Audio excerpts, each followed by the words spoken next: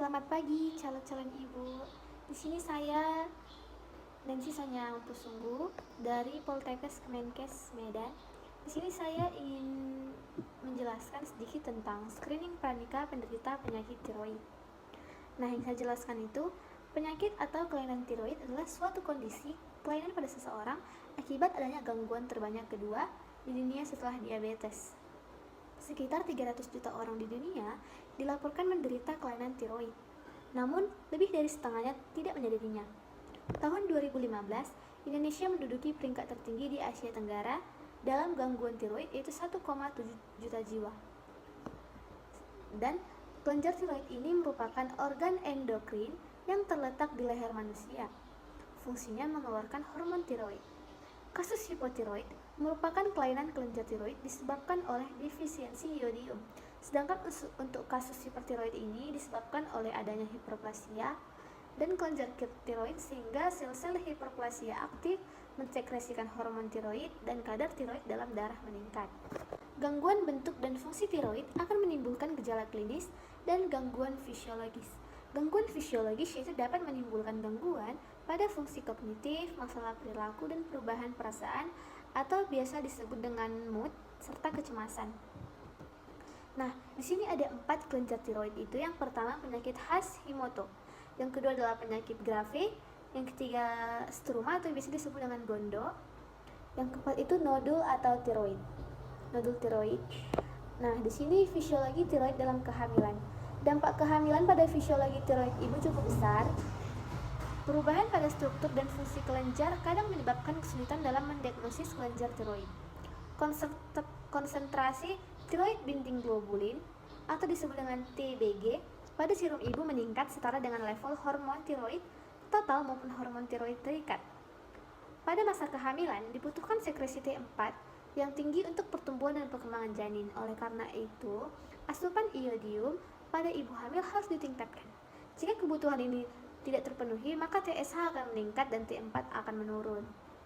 Nah, hipertiroid dalam kehamilan ini, pengertian hipertiroid itu suatu gangguan yang terjadi karena kelenjar tiroid memproduksi hormon tiroid lebih banyak dari tubuh yang dibutuhkan.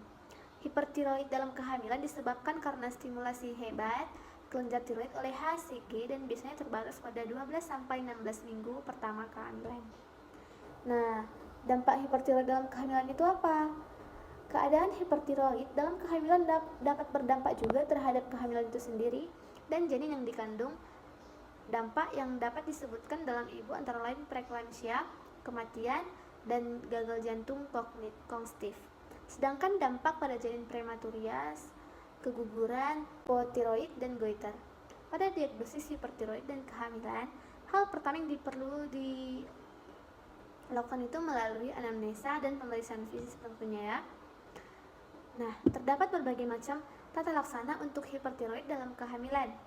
Obat antitiroid merupakan pengobatan pilihan dalam mengontrol gejala hipertiroid selama kehamilan.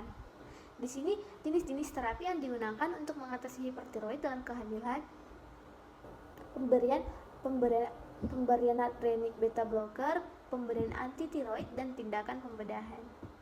Nah, di sini obat adrenik beta blocker. Pengguna obat adrenik beta blocker ini seperti propranolol dengan dosis 20-40 setiap 6-8 jam ditunjukkan untuk menghilangkan gejala adregenik yang ditimbulkan akibat hipertiroid. Gejalanya berupa tremor, gelisah, dan obat ini harus diturunkan penggunanya seiring dengan indikasi klinis. Pengguna obat beta blocker jangka panjang berdampak pada kejadian kecil masa kehamilan, kelahiran prematur, dan kematian perinatal. Selanjutnya ada obat antitiroid. Untuk mengatasi hipertiroid, dapat digunakan obat antitiroid ini bekerja untuk menghambat sintesis hormon tiroid. Sintesis ini dihambat dengan mereduksi organifikasi dan coupling dari IMIT dan DIT pada jalur sintesis. Pada beberapa orang yang menggunakan obat antitiroid, sekitar 3-5% memiliki komplikasi alergi. Namun yang harus menjadi perhatian dalam penggunaan obat antitiroid adalah efek samping dari penggunaan obat ini. Dosis awal dari obat antitiroid ini berdasarkan pada beratnya, gejala, dan derajat tiroksemia.